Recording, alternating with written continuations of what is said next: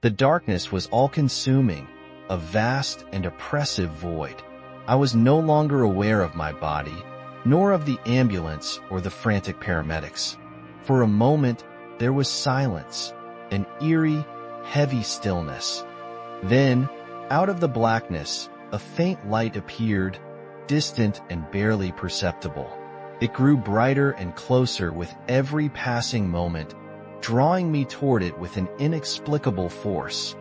I felt weightless, as though my very being was no longer bound by the constraints of flesh and gravity. As the light enveloped me, a sudden warmth washed over me, unlike anything I had ever felt. It was not just physical warmth, but an overwhelming sense of love and peace, so profound that tears began to form, not from sadness, but from a deep, soul-stirring comfort. This light seemed alive, pulsing with energy and an understanding far beyond my comprehension. Then I heard it, a voice unlike any other, both powerful and tender, speaking directly into my heart. "Abdul," it said, calling me by name. "Your journey is just beginning." I wanted to respond, to ask where I was and who was speaking, but before I could form the words, the light shifted. I was no longer surrounded by its comforting glow, but standing in a vast expanse of gray, empty, and desolate.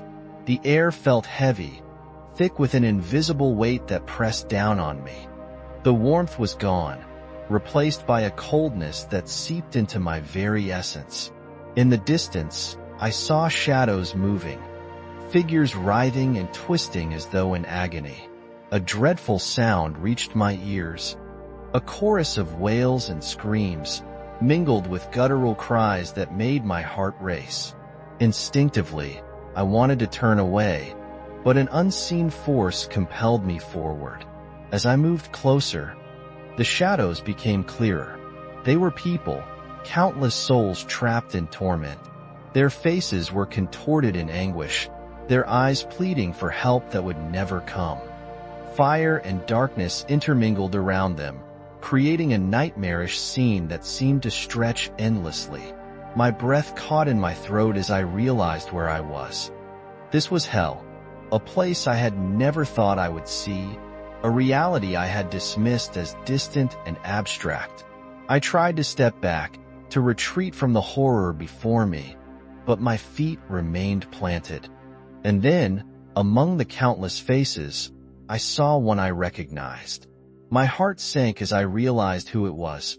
Muhammad, the prophet I had followed and revered all my life. He was there, his face twisted in pain, his body surrounded by a legion of shadowy, demonic figures. They clawed at him, mocking him, their voices filled with malice. "No," I whispered, shaking my head in disbelief. "This can't be real. He can't be here." But the scene before me didn't waver. Muhammad's cries pierced the air, and I could feel the despair radiating from him. I turned to the light, still faintly visible in the distance, and cried out, "Why? Why is he here?" A voice answered, the same one that had spoken to me before, calm but filled with sorrow. "He led many astray, Abdul. He denied the truth and created teachings that turned countless hearts away from the path of salvation." I felt my knees buckle beneath me, my mind reeling. Everything I had believed, everything I had dedicated my life to, was being shattered before my eyes.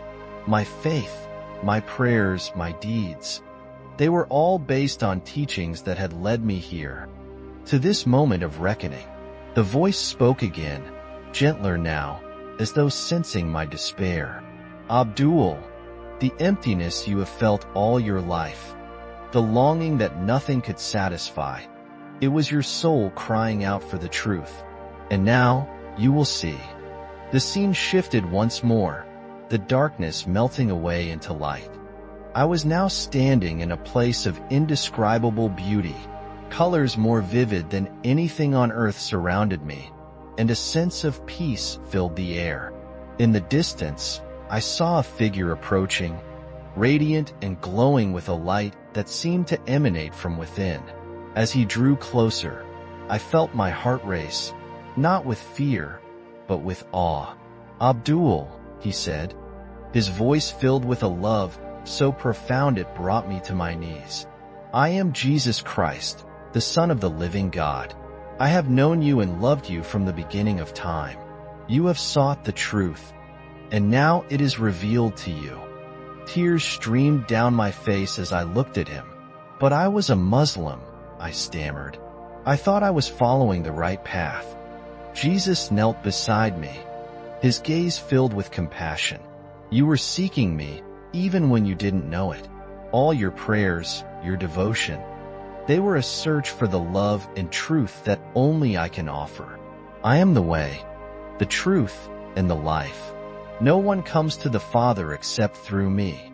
In that moment, the veil lifted from my eyes. I understood. I saw my life for what it had been, a journey filled with sincere but misguided efforts to connect with God. And now, here he was, the truth I had been searching for all along. Jesus extended his hand to me. "Will you follow me, Abdul? Will you accept my love and grace?" Without hesitation, I reached out and took his hand. "Yes, Lord," I whispered. "I believe."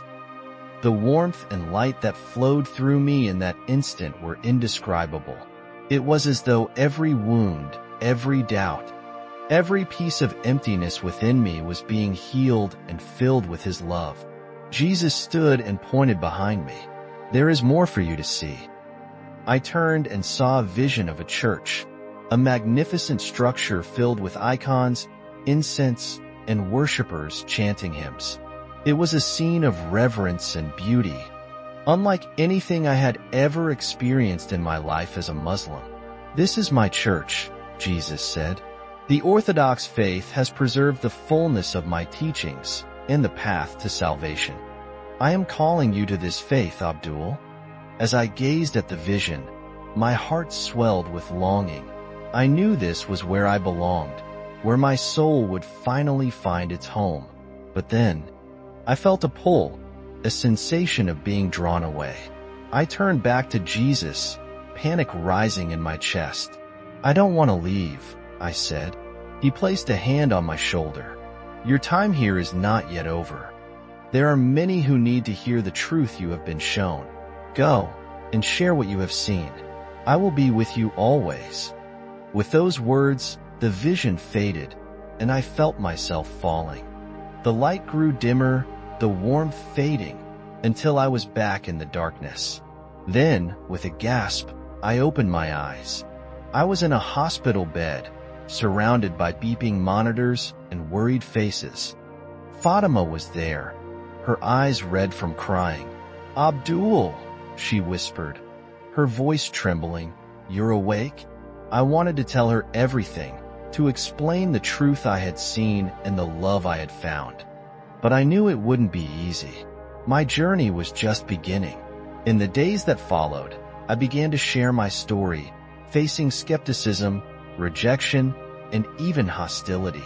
But through it all, I held on to the memory of that radiant light, of the love and truth I had found in Jesus Christ. My life was forever changed, and I knew that no matter what lay ahead, I would never walk this path alone.